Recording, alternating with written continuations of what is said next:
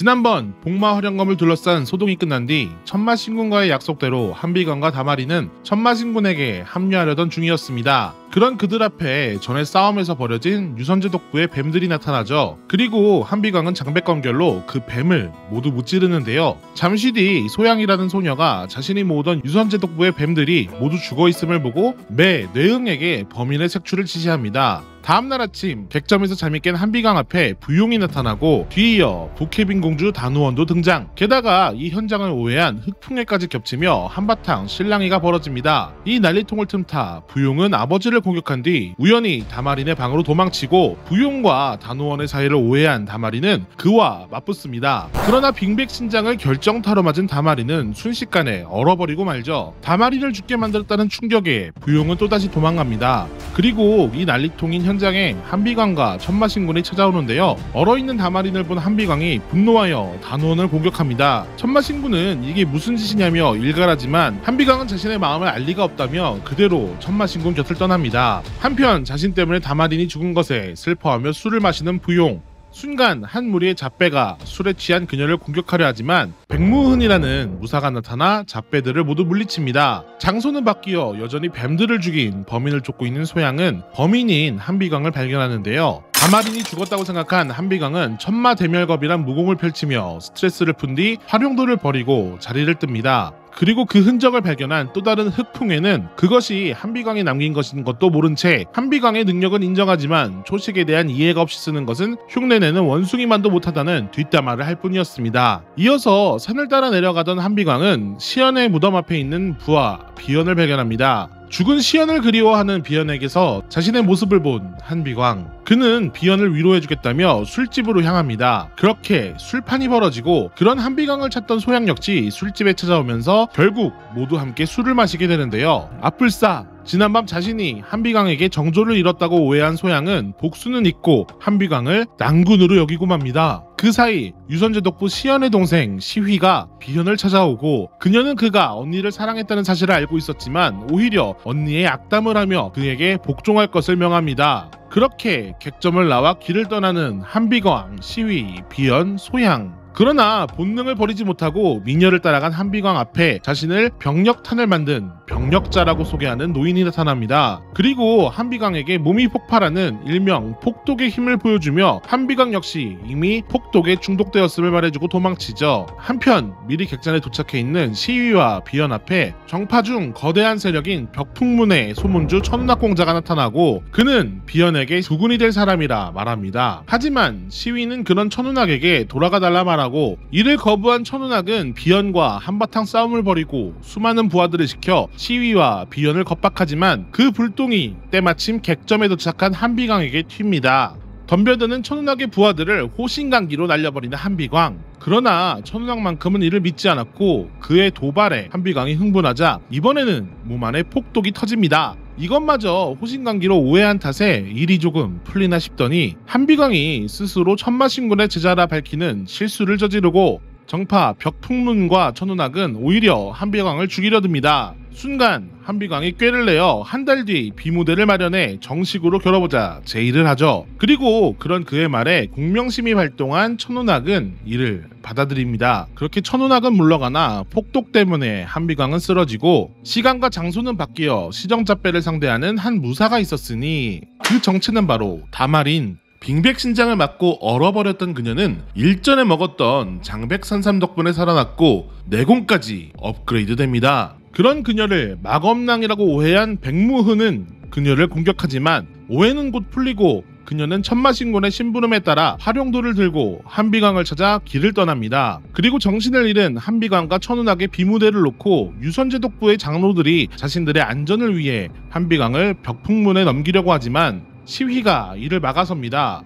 곧이어 첩자에 의해 한비광의 몸 상태를 천운학이 알게 되고 이들의 비무대회는 동네방네 방이 붙을 정도로 소문이 퍼져 다마린과 병력자 그리고 천마신군까지 듣고 맙니다. 그러나 여전히 일어나지 못하는 한비광. 결국 시위의 독선적인 판단을 못 참은 유선제 독부의 장로들이 시위와 비연을 제압하고 한비광을 죽이려고 하나 오히려 그가 무의식 중에 발동한 천마탈골 흡기공에 의해 장로들은 모두 내공을 빼앗기고 한비광은 자리를 털고 일어나죠. 그러나 그때 갑자기 침입한 괴한에게 소양이 납치되고 이를 쫓던 한비광 앞에 괴한들이 나타나 공격을 가합니다. 이에 한비광은 핀치에 몰리나 흑풍회가 이를 막아서죠. 그러나 이들은 기존의 한비광을 보호하던 홍균의 제7돌격대가 아닌 동규가 이끄는 제5돌격대로 앞서 한비광을 깔봤던 자들이며 원래는 천마신군의 넷째 제자 초운현의 호위를 맡고 있습니다. 그리고 곧 이들의 놀라운 반전이 공개되는데 낮에 한비광을 습격한 무사는 동규의 부하들이었습니다. 그들은 한비광과 천운학의 비무대회를 통해 무언가를 계획하고 있던 것인데 이를 아는지 모르는지 비무대회가 눈앞으로 다가오고 비무대회에 합류하려는 다마리는 끊임없이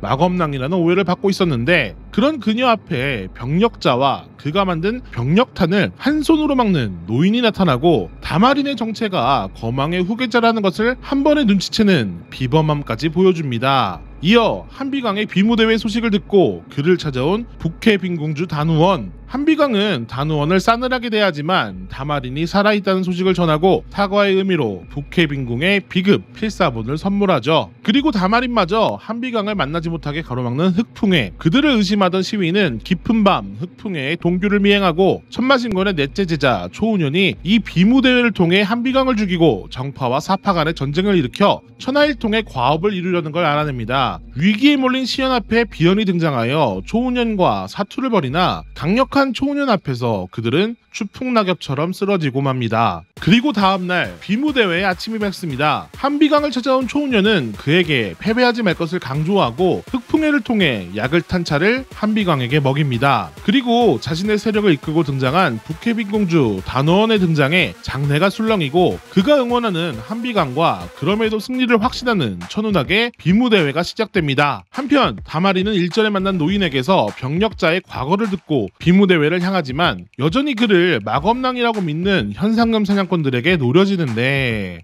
그런 다마린보다 앞서 비무대회에 도착해버린 병력자는 모두 날려버리려다 한비광이 쓰는 천마신군의 무공과 흑풍회의 모습에 비무대회를 지켜보기로 합니다. 그리고 그 기대에 보답하듯 격렬하게 싸우는 한비광과 천운학. 위기 상황에서도 다양한 무공을 선보이는 한비광을 보면서 초운현과 동규마저 속으로 무시해온 한비광에게 감탄하고 있는데요. 허나 한비광은 무공을 쓸수록 몸이 점점 이상해짐을 눈치챕니다. 앞서 마신 차에 독초가 내공을 쓰면 쓸수록 그의 몸을 망가뜨린 것이죠. 결국 천운학의 벽사 파멸장에 치명적인 타격을 입는 한비광. 그러나 주마등처럼 다마린과의 추억을 떠올리며 그녀를 만나기 위해 한비광은 기적적으로 일어섭니다. 그리고 벽풍문의 무공, 천지역전세와 북해빈공의 무공, 빙백신장까지 선보이며 천운학을 관중석으로 날려버리고 쓰러진 한비광은 어렴풋이 천마신군과 거망을 구해주고 그들에게 무공을 배웠던 날들을 떠올립니다. 또 이를 본 병력자 역시 과거 천마신군에게 한 약속을 떠올리는데요. 그는 과거 정파와 사파 사이의 전쟁으로 가족을 잃었으니 정사의 무공 모두 쓰는 자가 있다면 그를 돕기로 했던 것이었죠. 그 순간 부활한 천운학이 정신을 잃은 한비광을 공격합니다. 하지만 유선제 독부의 장로들처럼 그도 한비광에게 내공을 뺏기고 부활한 한비광 앞에 다마린이 던진 화룡도가 나타납니다. 기쁨도 잠시. 다마린을 본 한비광은 흥분하여 폭독이 터지고 초운현은 이를 빌미로 비겁한 공격을 했다며 천운학을 공격합니다. 초운현은 한비광보다 강했기 때문에 천운학은 아무런 힘도 못 쓰는데요. 정사간 큰 싸움이 일어나려던 순간 1차적으로 병력자가 이를 진정시키고 죽은 줄 알았던 시위가 등장하여 초운현이 숨기고 있던 진실을 폭로합니다. 이에 초운현을 비호하던 흑풍회와 한비광을 지키려던 소양이 맞붙고 때마침 등장한 비연이 위기에 빠진 시위를 구해냅니다. 그리고 이들을 치료해준 노인을 보고 일대가 놀랐는데 사실 그는 천운학의 조부이며 천하오절 중 한 명인 약선 천유현이었습니다.